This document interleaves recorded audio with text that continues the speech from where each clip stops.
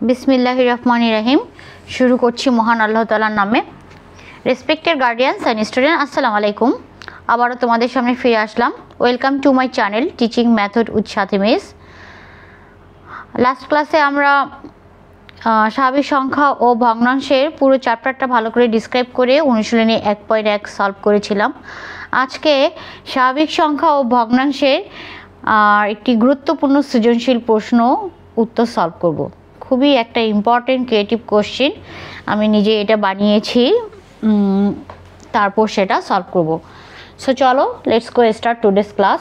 আর তোমরা যারা cadet college অ্যাডমিশনের স্টুডেন্ট রয়েছো, অবশ্যই আমার চ্যানেলটি ফলো করে তোমরা বাসায় কিন্তু ক্যাডেট অ্যাডমিশনের ফুলফিল একটা প্রিপারেশন নিতে পারো, যদি আমার চ্যানেলটি সাবস্ক্রাইব করে আমার সঙ্গেই থাকো। ইনশাল্লাহ আমি ট্রাই করব তোমাদের ক্যাডেট কলেজ অ্যাডমিশনের যে ম্যাথের যে প্রবলেমগুলো ক্রিয়েট হয় তোমাদের, বা যে ম্যাথগুলো আসে, মানে দ্যাটস মিন আমি তোমাদেরকে বুঝাতে চাচ্ছি যে ক্যাডেট অ্যাডমিশনের ফুলফিল একটা ম্যাথের প্রিপারেশন তোমরা বাসায় অনলাইনে বসেই পেয়ে যাবা, যদি আমার চ্যানেলটি সাবস্ক্রাইব করে আমার সঙ্গেই থাকো।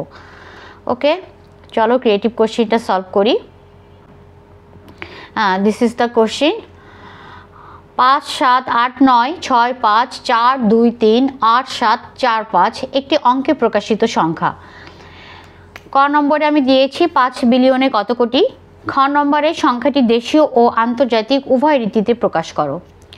দেশীয় ও আন্তর্জাতিক উভয় রীতিতে কোটির উপরের সংখ্যা কিভাবে লিখব? তো প্রথমে আমরা ক নম্বরটা করি। চলো, আমি এদিকে হোয়াইট বোর্ড একপাশে কোশ্চেনটা রেখেছি তোমাদের সুবিধার্থে বোঝার জন্য, আর একপাশে হোয়াইট বোর্ড শেয়ার করে তোমাদেরকে আমি সলভ করে দেখাচ্ছি। একেবারে ক্লাসে যেরকম হোয়াইট বোর্ডে শেয়ার করে ম্যাথ করে সেম সেইভাবেই তোমাদেরকে আমি চেষ্টা করব তোমাদেরকে বোঝানোর জন্য। তারপরে কোনো প্রবলেম হলে আমাকে অবশ্যই তোমরা কমেন্ট বক্সে জানাবে। সো একের ক কত কি বলেছে? 5 বিলিয়নে কত কোটি। সো আমরা একের কটা সলভ করব। সো আমরা কি জানি বলো, 5 বিলিয়নে কত কোটি? আমি কিন্তু ফর্মুলাগুলো তোমাদেরকে প্রথম চ্যাপ্টারে বারবার রিপিট করে পড়িয়েছি, আবারও আজকে বলতেছি। 1 বিলিয়ন সমান 100 কোটি, মনে রাখবা 1 বিলিয়ন সমান 100 কোটি। তাহলে 5 বিলিয়ন সমান কত হবে? সো 5 বিলিয়ন সমান কি হবে? সো আমি এখানে ডট ডট দিই।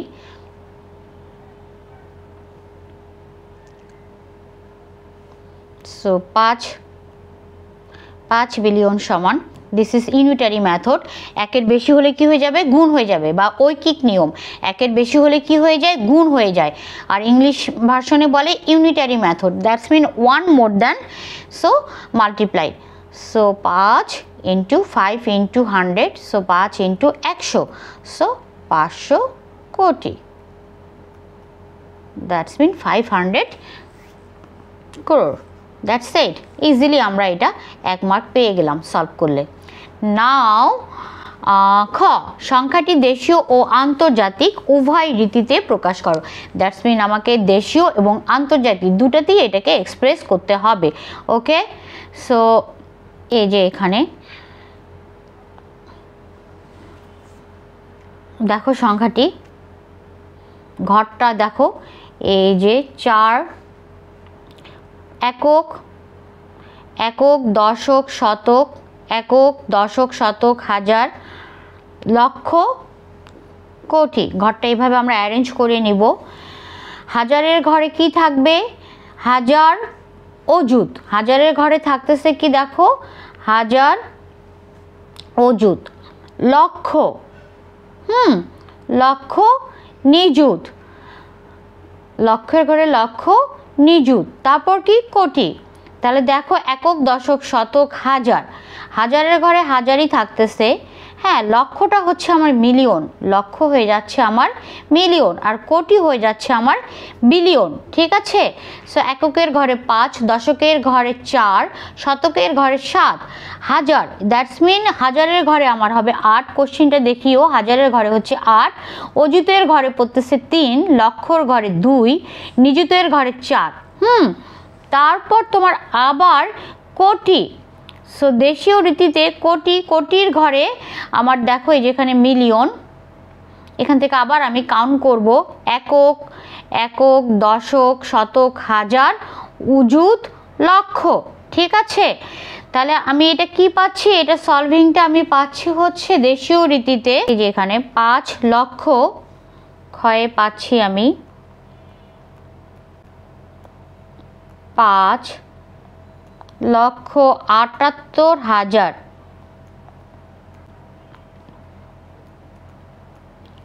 5,78,965। স্পেলিংগুলো খুব সাবধানে লিখতে হবে যেন মিস্টেক না হয়। 965 কোটি 42 লক্ষ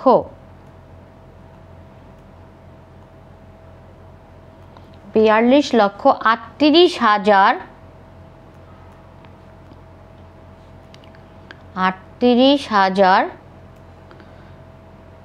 হোয়াইট বোর্ডে যেহেতু লিখতেছি একটু লেখাগুলো বুঝতে প্রবলেম হতে পারে। 45। সো দিস ওয়ান হচ্ছে দেশীয় রীতিতে হবে 5,68,965 কোটি 42,38,745। দ্যাটস মিন এই যে কোটির ঘরে আমার আবারও দেখো কাউন্ট করতে হবে একক, দশক, শতক, হাজার, অযুত, লক্ষ। এই জন্য এটা হচ্ছে 5 লক্ষ। তারপর দেখো এই যে হাজারের ঘরে 78,000, তারপর কি শতকের ঘরে 9, এই জন্য 965 কোটি এই যে 42 লক্ষ, যে লক্ষের ঘরে 42, 965 কোটি 42 লক্ষ। তারপর তো সিম্পল এদিকে 38,000, এটা হচ্ছে 700, এই যে 45। ঠিক আছে, দেশীয় রীতিতে খুব ভালো করে আমাদেরকে এটা এক্সপ্লেনেশন করতে হবে। তারপর এখন গ নম্বরটা, আন্তর্জাতিক রীতিতে কি হবে, বিলিয়ন। আমি কিন্তু এখানে কোটির জায়গায় কিন্তু এখানে লিখি, এই যে এখানে ছক থেকে আমি কিন্তু লিখে দিয়েছি এটা বিলিয়নের ঘর, কোটির ঘরটা এটা বিলিয়ন, আর লক্ষের ঘরটা এটা মিলিয়ন। ঠিক আছে, একক, দশক, শতক, হাজার সিম্পলি ওয়েতে হয়ে যাচ্ছে খুব সহজেই। লক্ষের ঘরটা হচ্ছে মিলিয়ন, লক্ষ, নিযুত, লক্ষ এই যে হাজার অযুত পর্যন্ত হাজার, আর লক্ষ নিযুত পর্যন্ত মিলিয়নের ঘরে। মিলিয়নের ঘর ক্রস করলেই চলে আসবে হচ্ছে বিলিয়নের ঘর। সেখানে আবার কোটির ঘরে আবার কিন্তু তোমার এটা একক, দশক, শতক, হাজার, অযুত এইভাবে কিন্তু আবার চলে যাবে, কন্টিনিউয়াসলি চলবে। ঠিক আছে, দেন এখন আমি গ নম্বরটা সলভ করব আন্তর্জাতিক রীতিতে। আন্তর্জাতিক তোমরা এখানে লিখে নিবা আন্তর্জাতিক রীতিতে। সো আন্তর্জাতিক রীতিতে কি হবে, 5,789 বিলিয়ন। এই যে দেখো এটা 5,789 বিলিয়ন। এই যে একক, দশক, যে দিস ওয়ান 5,789, এটা কি বিলিয়ন, এটা কিসের ঘর, বিলিয়ন। এই জন্য আমি লিখতেছি 5,789 বিলিয়ন 654। এই যে দ্যাটস মিন এখন আমার লক্ষের ঘরে হচ্ছে মিলিয়ন 654। ঠিক আছে, এটা ছিল একক, দশক, শতক, হাজার, এই জন্য 5,789 বিলিয়ন। এখন আমি এটা কাউন্ট করব 654 মিলিয়ন 238। এটা তো সিম্পল হাজার আর 238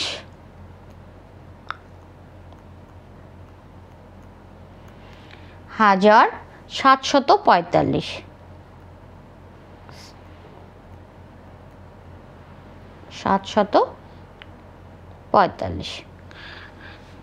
সো আন্তর্জাতিক রীতিতে আমার বিলিয়ন আর মিলিয়ন আসবে।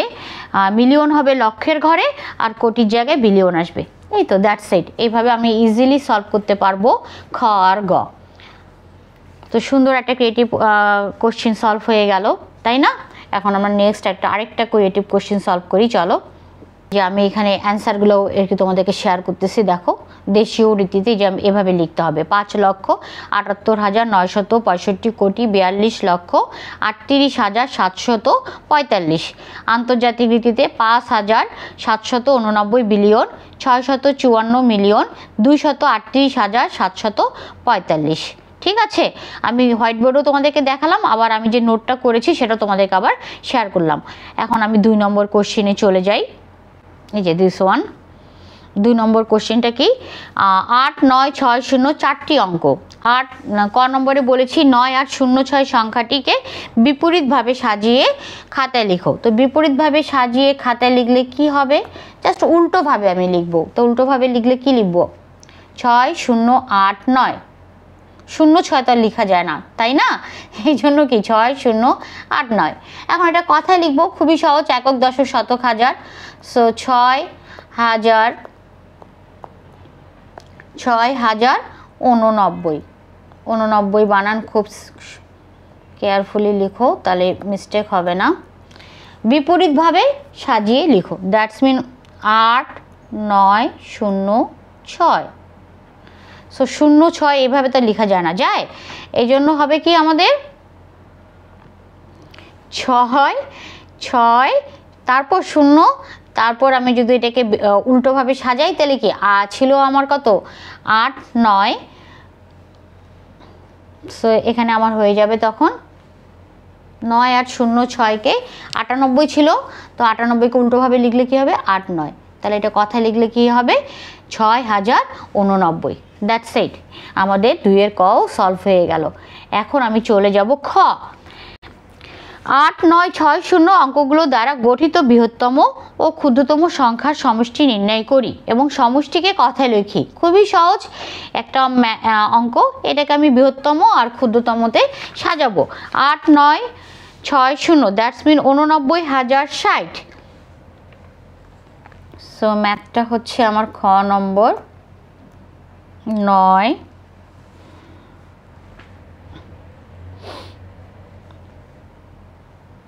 8, 9, 6, 0। তাহলে বৃহত্তম হলে কি হবে, বৃহত্তম হচ্ছে প্রথমে 9, তারপর 8, তারপর 6, 0।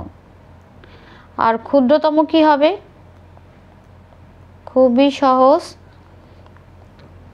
6, তারপর 0, 8, 9।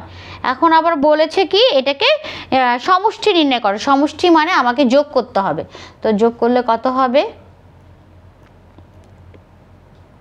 9, 4, 9। That's it. 0, 9, 9, 6, 8, 14, 14, 4 হাতে 1, 8 আর 1 9, 9 আর 6 হচ্ছে আমার কত 15। দ্যাটস ইট, এটা কিন্তু 4। আমার খ নম্বরও সলভ হয়ে গেল। ঠিক আছে, এখন আমি চলে যাব গ নম্বরে। 8, 4, 0, 3, 5 এই অঙ্কগুলো দ্বারা গঠিত বৃহত্তম ও ক্ষুদ্রতম সংখ্যা লিখো যার প্রথমে এবং শেষে 3 আছে, যার প্রথমে ও শেষে 3 আছে। That's mean 8, 4, 0, 3, 5, 6। ঠিক আছে, সো বৃহত্তম সংখ্যা যার প্রথমে 6 এবং শেষে 3 থাকবে।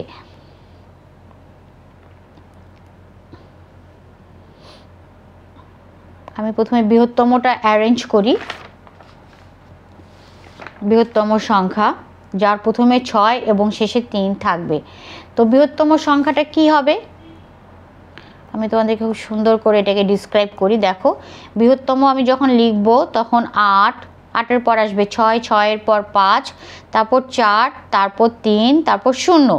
কিন্তু তোমার কন্ডিশনটা কি বলছে, প্রথমে থাকবে 6 এবং শেষে থাকবে 3। আমি লিখে দিলাম, ওকে। তো আমি যেহেতু প্রথমে 6 লিখছি, তাহলে এই 8টা কোথায় যাবে, এই যে এর পরে চলে যাবে। তারপর যা কিছু আছে সব ঠিক থাকবে, 6, 8, 5, 4। আর 0-র জায়গায় যদি আমি 3 লিখছি, 0টা এখানে চলে আসবে। খুবই ইজি একটা প্রসেস, এটা হচ্ছে বৃহত্তম। ঠিক আছে, প্রথমে বৃহত্তম অ্যারেঞ্জ করলাম, তারপর দেন ওদের কন্ডিশন মতন আমি প্রথমে 6 লিখলাম, তারপর শেষে 3 লিখলাম। যেহেতু আমি প্রথমে 6 লিখেছি 8-এর জায়গায়, তাহলে 8টা চলে যাবে রাইট হ্যান্ড সাইডে, আর শূন্যের জায়গায় যেহেতু 3 লিখছি, শূন্যটা লেফট হ্যান্ড সাইডে চলে আসবে বাম দিকে। খুবই সহজ, ইজিলি এটা করা যায়, এখানে ভয় পাওয়ার কিছু নেই। অনেকের কিন্তু মিস্টেক হয়ে যায় যে প্রথমে 6 শেষে 3 লিখতে যায় বৃহত্তম সংখ্যা, কি করবে তাহলে তো বৃহত্তম হচ্ছে না, তাই না? সো খুব সিম্পলি এটা করা যায়, তোমরা প্রসেসটা মনে রাখবা। 8-এর জায়গায় 6 লিখবো, 8টা চলে যাবে ডান দিকে, শূন্যের জায়গায় 3 লিখবো, শূন্যটা চলে আসবে বাম দিকে। এখন ক্ষুদ্রতমটা আমি লিখবো কিভাবে, আগে ক্ষুদ্রতম অ্যারেঞ্জ করি। ক্ষুদ্রতম সংখ্যা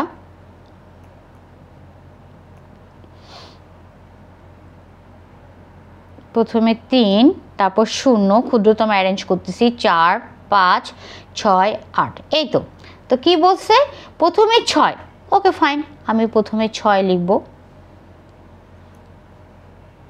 লিখলাম, আর শেষে আমার কি লিখতে হবে, ক্ষুদ্রতম 3। তো 6 লিখলাম, 0 0ই থাকবে, কোনো চেঞ্জ হচ্ছে না, কারণ আমার 3টা আমার এদিকে চলে গেছে, ঠিক আছে। 6 0 4 5, এই যে আমি 3-এর জায়গায় 6 লিখছি, তাহলে 6-এর জায়গায় এখানে 3 হয়ে যাবে।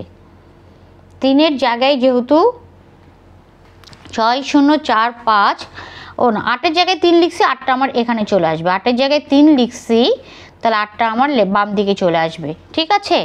আর আমি 3-এর জায়গায় 6 লিখছি, আর 3টা তো আমার এখানেই চলে আসছে, দেখো 3টা কিন্তু আমার এখানেই চলে আসছে। শুধু এখানে চেঞ্জ হচ্ছে কি, আমি 3-এর জায়গায় 6 লিখছি, ওকে ফাইন, তারপর কিন্তু বাকিগুলো ঠিক থাকলো।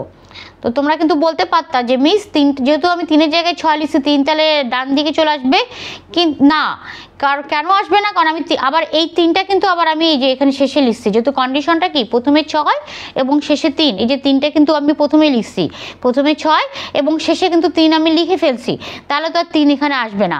সো এখানে এগুলো যা আছে তাই বসে যাবে, 6 0 4 5, আর 8-এর জায়গায় 3 লিখছি, 8টা এদিকে চলে আসলো, আর 6 তো আমি এখানে লিখেই ফেলছি, এই যে ক্ষুদ্রতম সংখ্যা। সো এইভাবে আমার গ নম্বরটাও সলভ করা হয়ে গেল। সো আমরা দুটা স্বাভাবিক সংখ্যা ও ভগ্নাংশ চ্যাপ্টার থেকে দুটা আর কি আমরা ইম্পর্টেন্ট ক্রিয়েটিভ কোশ্চেন সলভ করে ফেললাম। আই থিঙ্ক আমার মনে হয় যে এই দুটা করলেই এনাফ, আর লাগবে না, পরের চ্যাপ্টারগুলো আরও বেশি ইম্পর্টেন্ট। আর এগুলো তো আমরা ক্লাস 4-5-এ করে এসেছি, জাস্ট একটু রিপিট করা হলো, পরের ক্লাসগুলোতে আরও চ্যাপ্টারগুলোতে আরও বেশি গুরুত্ব দেওয়া হবে। ওকে, আজকের ক্লাসটা এখানেই শেষ করছি। আর তোমরা যদি আমার চ্যানেলটি সাবস্ক্রাইব করে আমার সঙ্গে ক্যাডেটের ফুল একটা অ্যাডমিশনের প্রিপারেশন নিতে চাও, তাহলে ক্লাসগুলি ভিডিওগুলি দেখবে, তোমরা বাসায় দেখে প্র্যাকটিস করবে এবং নিজেরাও প্রস্তুতি নিবে। আশা করছি ইনশাল্লাহ তোমাদের ক্যাডেটের চান্স হবেই। আর তোমাদের প্রবলেমগুলো আমাকে অবশ্যই কমেন্ট বক্সে জানাবে। সবাই ভালো থাকবে, আর ভুল ত্রুটি হলে ক্ষমা সুন্দর দৃষ্টিতে দেখবে, কমেন্ট বক্সে জানাবে আমাকে, আর অবশ্যই সাবস্ক্রাইব করবে এবং বেশি বেশি শেয়ার করবে। আসসালামু আলাইকুম এভরিওয়ান, আল্লাহ হাফেজ।